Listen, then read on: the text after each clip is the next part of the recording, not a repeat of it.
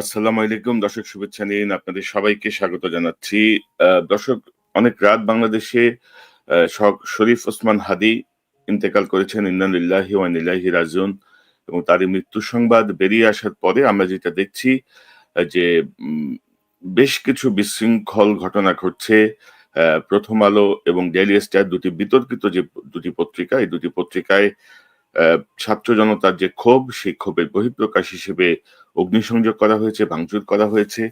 অর্থাৎ একটি অরাজক পরিস্থিতি সৃষ্টির চেষ্টা চলছে শরীফ ওসমান হাদির এই মৃত্যুকে কেন্দ্র করে। আসলে আহ, ওসমান হাদির এই গুলিবিদ্ধ হওয়ার পর থেকেই সার্বিক যেই রিপোর্ট বা সবকিছু মিলিয়ে কিন্তু আমরা মানসিকভাবে প্রস্তুত ছিলাম যে আমরা এমন একটি খবর পেতে পারি, আহ, হাদি পৃথিবীর মায়া ত্যাগ করে চলে যাবেন, এমন একটি আভাস আমরা পাচ্ছিলাম। তারপরও সর্বোচ্চ চেষ্টা করা হয়েছে। তো শরীফ ওসমান হাদির এই মৃত্যুকে কেন্দ্র করে আমার মনে হচ্ছে যেন তৃতীয় পক্ষ, একটি আবেগের জায়গা তো অবশ্যই আছে, একটি তৃতীয় পক্ষ সুযোগ নেওয়ার চেষ্টা করছে। অতীতে যেমন বিভিন্ন আন্দোলনে আপনারা দেখেছেন, যে ইসকন থেকে শুরু করে আনসার বাহিনী বলেন, অটোরিকশা চালক সমিতি বলেন, নানা আন্দোলনে ছাত্রলীগ যুবলীগ ঢুকে যে একটা ম্যাসাকার করার চেষ্টা করেছে। তো আমার মনে হয় যে এই জাতীয় কোনো সুযোগ যেন কেউ না পায়। পাশাপাশি আপনারা জানেন যে আমরা একটি অথর্ব সরকার কে বসিয়েছি। জুলাই বিপ্লবের পরে একটি অপদার্থ অকর্মণ্য ছাগল সরকারকে আমরা দায়িত্বে বসিয়েছি। ১৪০০ ছাত্রের রক্তের বিনিময়ে একটি ছাগল আমরা কায়েম করেছি রাষ্ট্রীয় প্রশাসনে। যাদের উপর আমরা আস্থা রেখেছিলাম, আহ, তাদের হচ্ছে অবস্থা। এবং কি সবচেয়ে দুর্ভাগ্যজনক হচ্ছে ছাত্রদের যে প্রতিনিধি সেখানে ছিল, ধরেন নাহিদ তো কয়েক মাস পরে বের হয়ে এসছে, আসিফ মাহফুজ, তারা যে ছিল এই ছাত্র প্রতিনিধি যারা জুলাই বিপ্লবের প্রতিনিধিত্ব করছিল সরকারে, তারা পর্যন্ত জুলাই বিপ্লবকে সংহত করে নাই, জুলাই বিপ্লবীদের নিরাপত্তার ব্যাপারে কোনো কার্যকর পদক্ষেপ নেয় নাই। আহ আহতদের সুচিকিৎসা বা আহতদের ভবিষ্যৎ কিভাবে যাবে, আহ নিহতদের পরিবার, তো সবকিছু মিলিয়ে এখন আমরা দেখি যে মানে ক্ষমতা থেকে বের হয়ে এসে লাশের বদলা লাশ, হ্যান ব্যান ত্যান, আবার ছেঁড়াছেড়ি শুরু করছে তারা। অথচ ক্ষমতায় যখন ছিল তখন তারা কিছুই করে নাই। তো এই জায়গাটি হচ্ছে আমার পর্যবেক্ষণ যে আপনি তখন কিছু কেন করলেন না, কার ইশারায় করলেন না। পাশাপাশি ধরেন ডক্টর ইউনূসকে আমি সমর্থন দিতে চাই। ডক্টর ইউনূসকে আমরা প্রধান হিসেবে, এই অন্তর্বর্তীকালীন সরকারের প্রধান হিসেবে আমি মনে করি যে তিনি থাকাটা গুরুত্বপূর্ণ বাংলাদেশের স্বার্থে। কারণ ভারতের যে থাবা, আগ্রাসী থাবা, সেই থাবা মোকাবেলায় ডক্টর ইউনূসের সামনে থাকাটা জরুরি। তবে তার সাথে যে অপদার্থগুলা, এই অপদার্থগুলাকে আমি তো মনে করি 80% কে বাতিল করে দেওয়া উচিত। এই আসিফ নজরুল বলেন, এই ওই যে নন কমিশন লেফটেন্যান্ট জেনারেল জাহাঙ্গীর বলেন, আহ, রেজওয়ানা বলেন, আরো যা যা আছে এগুলো সব বাতিল করে দেওয়া উচিত। মানে এগুলা কোনো জাতেরই না, এই উপদেষ্টাদের মধ্যে কোনো জাতের মধ্যেই পড়ে না। তারপরে ডক্টর ইউনূস ওনার যে নিরাপত্তা উপদেষ্টা বসাইছে, ওনার যে প্রতিরক্ষা উপদেষ্টা বসাইছে, এগুলার কাজ কি? আপনারা এই পর্যন্ত সেনাবাহিনী যে মাঠে আছে, ম্যাজিস্ট্রেসি পাওয়ার নিয়ে, ফুল ম্যাজিস্ট্রেসি পাওয়ার নিয়ে মাঠে আছে। আজকে যে কমিশনতে বের হয়েছে সেও ম্যাজিস্ট্রেসি পাওয়ারের আওতাভুক্ত। অর্থাৎ ম্যাজিস্ট্রেসি পাওয়ারের যে বিধান, সে বিধানে দেখা যাচ্ছে মানে ঘোষণা সরকারের, সেই ঘোষণা অনুযায়ী কমিশন প্রাপ্ত সবাই ম্যাজিস্ট্রেসি পাওয়ার রাখে। তো এ, কি মানে গত ৯ মাস মিনিমাম তারা ম্যাজিস্ট্রেসি পাওয়ার উপভোগ করছে। কিন্তু একটা আওয়ামী লীগের সন্ত্রাসী অ্যারেস্ট হয়েছে, একটা দুর্বৃত্ত অ্যারেস্ট হয়েছে, তারা লোক দেখানো, ওই যে মানুষ গাঁজা খায় মদ খায় এগুলা নিয়ে শো অফ হচ্ছে। সেই পুরান শো অফ। তারা গাঁজা উদ্ধার করেছে, তারা মদের বোতল উদ্ধার করেছে, তারা ভাঙা একটা দেশীয় রিভলভার উদ্ধার করেছে। এইসব নাটক কেন করছে আপনারা কি বুঝতে পারছেন? আমরা এই চ্যানেল থেকে বারবার বারবার বলেছি, সেনাবাহিনীর মধ্য থেকে 25 থেকে 35 জন শীর্ষ পর্যায়ের কর্মকর্তাকে সরান। আমরা বলেছি সচিবালয়ে 15 থেকে 20 জনকে সরান, পুলিশের মধ্যে 15 থেকে 20 জনকে সরান। পাশাপাশি আপনারা যদি দেখেন যে কালচারাল ফ্যাসিস্ট একটা গ্রুপ, শিল্প সাহিত্য, সাংবাদিক, তারা বিভিন্ন টক শোতে যে এই জুলাই বিপ্লবীকে আহ, মানে একেবারে কি বলবো পচানোর চূড়ান্ত পর্যায়ে করছে। আবার ঘুরে ফিরে আওয়ামী লীগকে আসতে হবে, আওয়ামী লীগের ভোট কোথায় যাবে, শেখ হাসিনার গুণগান করেছে। এই যে ধরেন প্রথম আলো সর্বশেষ একটা জরিপে দেখলাম তারা সেই জরিপে আওয়ামী লীগকে অন্তর্ভুক্ত করেছে, শেখ হাসিনাকে অন্তর্ভুক্ত করেছে। অথচ আওয়ামী লীগের কার্যক্রম বাংলাদেশে নিষিদ্ধ এবং সবাই জানে ইতিমধ্যে এটা ডিক্লার্ড যে আওয়ামী লীগ আগামী নির্বাচনে অংশ নিতে পারছে না। তো হাসিনা মৃত্যুদণ্ডপ্রাপ্ত আসামি। তো তোরা এই আওয়ামী লীগ হাসিনাকে কি কারণে জরিপে ঢোকায় জরিপ করস? মানে এই মতি আর মাহফুজ যে কত বড় বদমাস এটা বাংলাদেশের মানুষ ইতিমধ্যে জানে। মানে তাদের জন্য কাউকে ঘোষণা দিতে হবে না। তো মানুষের মধ্যে যে ক্ষোভ এবং আপনি জানেন যে এই মতি বলে নাই মাহফুজ কিন্তু 111 এর সময় 111 এর পরবর্তী সময়ে এসে মাপ চেয়েছিল যে আমি ডিজিএফআই নির্দেশনা অনুযায়ী সংবাদ দিতাম। এবং এই ২ টা পত্রিকা যেভাবে বিএনপির বেগম খালেদা জিয়া থেকে শুরু করে শীর্ষ নেতৃত্ব তারেক রহমান সাহেব সহ যেইভাবে অপপ্রচার চালিয়েছে তাদের ২০০১ থেকে ৭ পর্যন্ত ওই রেজিমে এবং পরবর্তী সময়ে ইতিমধ্যে সবই কিন্তু মিথ্যা প্রমাণিত হয়েছে যে তারা উদ্দেশ্যমূলকভাবে কাজ করেছে। তো একটা ক্ষোভ থাকতেই পারে, কিন্তু সেই ক্ষোভের বহিঃপ্রকাশ কিন্তু অগ্নিসংযোগ না, সেই ক্ষোভের বহিঃপ্রকাশ কিন্তু ভাঙচুর না এবং আনফরচুনেটলি জুলাই বিপ্লবের বিপক্ষে অবস্থান নেওয়ার পরেও এই জুলাই বিপ্লবের সুবিধাভোগী উপদেষ্টারা এই অপদার্থ উপদেষ্টাগুলা কিন্তু ঘুরে ফিরে প্রথম আলোর বিভিন্ন প্রোগ্রামে গেছে, প্রথম আলো ডেইলি স্টারকে গ্লোরিফাই করেছে, তারা তাদেরকে সমর্থন দিয়ে গেছে। এই যে ধরেন হাসিনা এবং আওয়ামী লীগকে নিয়ে যে জরিপ, সেই জরিপের পরবর্তী কি সরকারের পক্ষ থেকে কোনো জবাবদিহি চাওয়া হয়েছে যে নিষিদ্ধ ঘোষিত এই দলকে কেন তোমরা জরিপে আনতেছো, কেন তোমরা অন্য খেলা খেলছো? কালচারাল ফ্যাসিস্ট যারা ক্রমাগত টকশোতে যে জুলাই বিপক্ষে হাজারের পক্ষে কথা বলেছে, মাহফুজ আলম তো তথ্য উপদেষ্টা ছিল, তথ্য উপদেষ্টা কি কোন ধরনের কোনো পদক্ষেপ নিয়েছে? বরং তথ্য উপদেষ্টা বাংলাদেশ টেলিভিশনে ওই ইউনুসের যে পদত্যাগ নাটক একটা হয়েছিল মাঝখানে, তার আদলে ওই আইন আদালত খ্যাত রেজাউর রহমান তিনি একটা শো করতেন বাংলাদেশ টেলিভিশনে। ওইখানে এক প্রধান শিক্ষকের পদত্যাগ সংক্রান্ত এরকম একটা নাটিকা বানানো হয়েছিল। সেই নাটিকাকে ডক্টর ইউনুসের পদত্যাগ নাটককে ব্যঙ্গ করা হয়েছে বলে মাহফুজ বিটিভিতে সে প্রোগ্রাম বন্ধ করে দিয়েছে। তো মানে আমাদের সাথে তো নাটক করে লাভ নাই রে ভাই। এবং আমি তো বলবো যে বর্তমানে জুলাই বিপ্লবকে এগিয়ে নিয়ে যাওয়ার জন্য এই আসিফ মাহফুজ এদেরকে বাদ দিয়ে নতুন নেতৃত্বকে নিয়ে সামনে এগিয়ে আসেন। এরা অলরেডি টাকা পয়সা খেয়ে ঢোল হয়ে গেছে, এরা অলরেডি জুলাই বিপ্লবের সঙ্গে প্রতারণা করেছে, কারণ দায়িত্ব পাওয়ার পরে তাদের যে ভূমিকা থাকার কথা ছিল সেটিতে তারা ছিল না।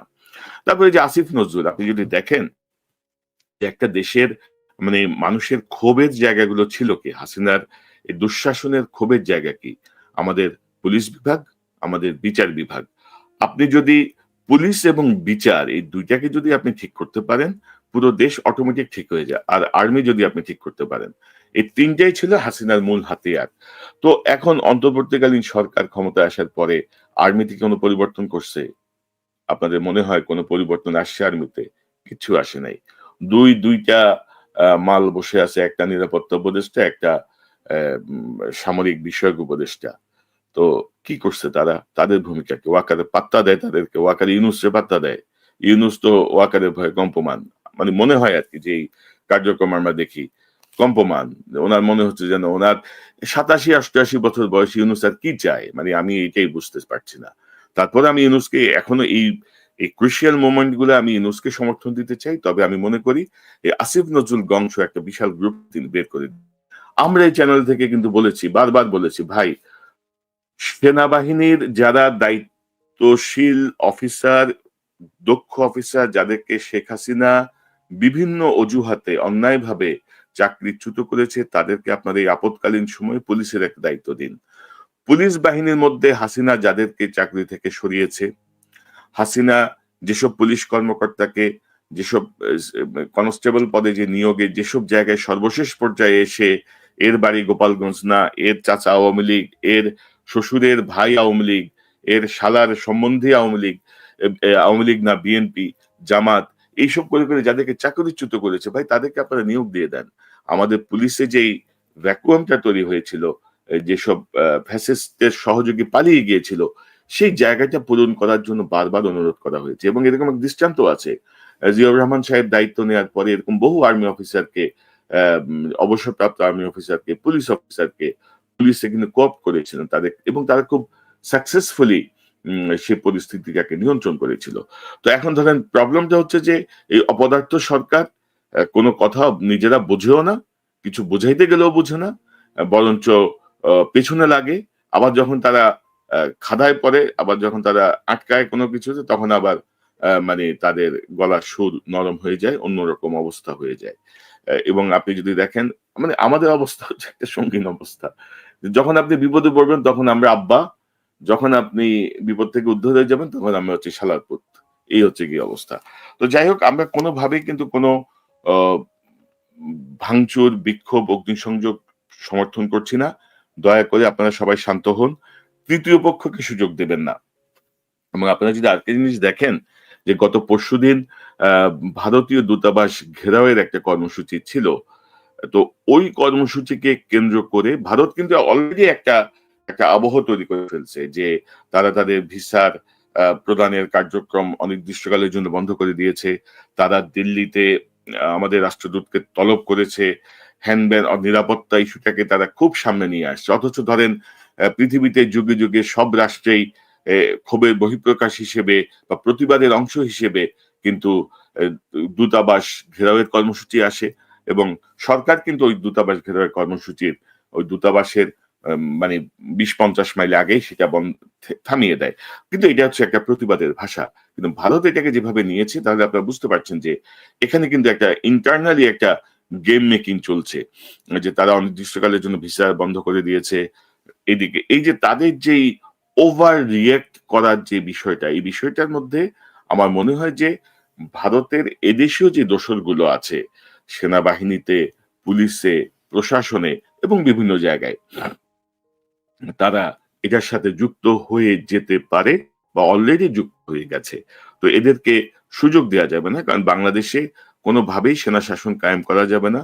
কোনোভাবেই ভিন্ন কিছু করার কথা কেউ যেন স্বপ্নেও না ভাবে। এবং আমার ধারণা কেউ স্বপ্নেও ভাবতেছে না। যদি কারো মানে আত্মহত্যা করার খায়েশ না জাগে, সে কিন্তু এই জাতীয় কোনো পদক্ষেপে যাবে না। তবে আমার অনুরোধ ছাত্র জনতার প্রতি আমরা যেন পরিবেশটা সৃষ্টি করে না দেই, আমরা চাপ সৃষ্টি করি ডক্টর ইউনূসকে। তিনি তার আ মানে অবস্থাটা এমন যে তিনি সব উপদেষ্টা তার শ্বশুরবাড়ির লোক। তিনি কাউরে কিছু বলতে পারতেছেন না। সবাই তার লাগে আরকি, শালা সম্বন্ধে বেয়াই লাগে।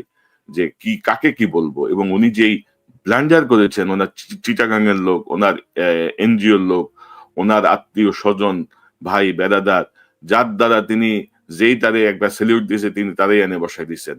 আর বিদেশে এই যে আলী রিয়াজ গংকে বহিষ্কার করেন, ধাক্কা দিয়ে বের করে দেন। আপনি তো পলিটিক্যাল গভর্নমেন্টের থেকেও খারাপ কাজ করছেন। ঐক্যমত্য কমিশন নিয়ে এত কথা বলে সেই কমিশনের মেয়াদ শেষ হওয়ার পরে আপনি আলী রিয়াজকে নিয়ে আবার আ উপদেষ্টার মর্যাদায় আপনার বিশেষ সহকারী বানাইছেন। ঠাট্টা করেন জাতির সাথে। তারপরেও আমি ডক্টর ইউনূসকে এই সংকটকালীন সময় মনে করি ডক্টর ইউনূস থাকুক। কিন্তু তার উপদেষ্টাদেরকে পরিবর্তন করুক, নাইলে কিন্তু নির্বাচন আরেক লেজে গোবরে আরেকটা সিচুয়েশন হবে। বহু দক্ষ মানুষ আছে, দায়িত্ব নিয়ে বুঝে নিতে ৭ দিন সময় লাগবে।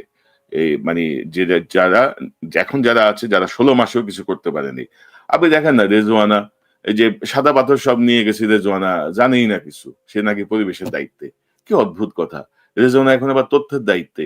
তথ্য নিয়ে চালাকি করতে যায় না রেজওয়ানা। আপনার সেই বোধ বুদ্ধিও নাই। তথ্য নিয়ে আপনি কি করবেন? তিনি দেখলাম কি বলছেন জ্ঞানগর্ভ কথা। হ্যান করবেন, ত্যান করবেন। চুপ থাকেন।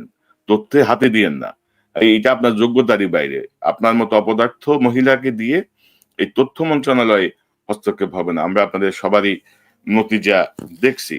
তো আহ্বান একটাই, সবার প্রতি করে শান্ত থাকুন। শরীফ ওসমান হাদির মৃত্যুতে আমরা সবাই ব্যথিত, সবাই মানে কষ্ট পাচ্ছি। আমরা মানসিকভাবে প্রস্তুত ছিলাম। শরীফ ওসমান হাদি কিন্তু আমার চ্যানেলের নিয়মিত অতিথি ছিলেন। এম অনেকবার তিনি আমার চ্যানেলে অংশ নিয়েছেন। তার সঙ্গে আমার ব্যক্তিগত যোগাযোগও ছিল। খুবই ভালোভাবে যোগাযোগ ছিল। অ্যাম আ যদিও দীর্ঘদিন কথা হচ্ছিল না, বেশ কয়েক মাস কথা হয়নি। কিন্তু তারপরেও তার সঙ্গে আমার যে আত্মিক সম্পর্ক, সেই জায়গাটা থেকে আমার মানসিক অবস্থা আমি আপনাদেরকে হয়তো বোঝাতে পারব না। তারপরেও সবার প্রতি আহ্বান, দয়া করে শান্ত থাকুন। ভাঙচুর, অগ্নিসংযোগ, কোনো বিশৃঙ্খলা সৃষ্টি করবেন না। আহ যেসব উপদেষ্টা, এই যে মাহফুজ আসিফ দেখলাম যে ওখানে কোন একটা ফুটেজে দেখলাম খুব মাতবরি করতেছে, ওদেরকে মাতবরি করার দরকার নেই ভাই। এনসিপির মধ্যে বহু যোগ্য নেতৃত্ব আছে, যারা সিরিয়াস নেতৃত্ব, যারা ভদ্র নেতৃত্ব, এরকম নেতৃত্বকে সামনে নিয়ে আসেন, এদেরকে বসায় দেন, এদের দরকার নেই আর। এরা অন্য খেলা খেলবে আবার যে। এবং আরো আহ্বান সবার প্রতি, শান্ত থাকুন। ডক্টর ইউনূসকে বলবো, আবেগের খেলা খেলে লাভ নাই, আপনি ব্যথিত আবেগ টাবেগ দেখাই লাভ নেই। 16 মাসে আওয়ামী লীগের কোনো সন্ত্রাসী গ্রেপ্তার হয় নাই। আসিফ নজরুল এখন ফেসবুকে লেখে জামিন নেই, অর্থাৎ মানে জামিনের এটা বন্ধ করিতে হইবে, হ্যান করিতে হইবে, ত্যান করিতে হইবে। আরে বেটা তুই করস কি? তোদের তো দায়িত্ব দেওয়া হয়েছে। ডক্টর ইউনূস দেখলাম ওদিন বলতেছে বিদেশে লোক পাঠানোর সবচেয়ে বড় সমস্যা হচ্ছে দালাল। আরে ভাই আপনার আপনার কাজ কি? আপনি পূর্ণ ক্ষমতা নিয়ে প্রধান উপদেষ্টা, আসিফ নজরুল পূর্ণ ক্ষমতা নিয়ে আইন উপদেষ্টা, প্রবাসী কল্যাণ উপদেষ্টা। তো আপনারা কি ভূমিকা রাখছেন? আপনারা কি সমালোচকের ভূমিকায় আছেন? আপনারা কিন্তু সমালোচকের ভূমিকায় নাই, আপনারা এখন দায়িত্বে আছেন।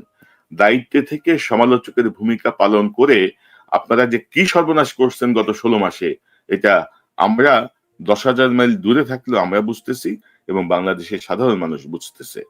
এবং আমরা চাই নির্বাচন হয়ে যাক, ডক্টর ইউনূস এই অপদার্থগুলারে লাথি মেরে সরান, নতুন দক্ষ মানুষকে রিকোয়েস্ট করে হাতে পায়ে ধরে নেন। এখন অনেকেই যেতে চাইবে না, যোগ্যতা সম্পন্ন যারা, দক্ষতা সম্পন্ন তারা অনেকেই যেতে চাইবে না, যে ম্যাচ আপনারা করেছেন।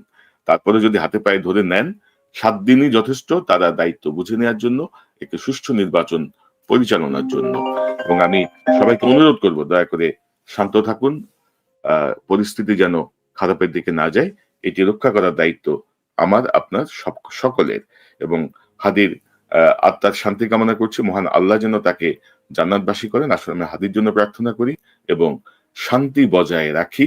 তৃতীয় পক্ষ যেন কোনো সুযোগ নিতে না পারে এই বিশৃঙ্খলাকে কেন্দ্র করে। এবং এই তৃতীয় পক্ষের মধ্যে সেনাবাহিনীর একটা অংশ আছে, ভারতের একটা অংশ আছে, প্রশাসন এবং পুলিশের একটা অংশ আছে, এবং আনফরচুনেটলি এই উপদেষ্টা পরিষদেরও 4-5 জন এই অ্যানার্কিক সিচুয়েশনের সুবিধা নেওয়ার জন্য বসে আছে।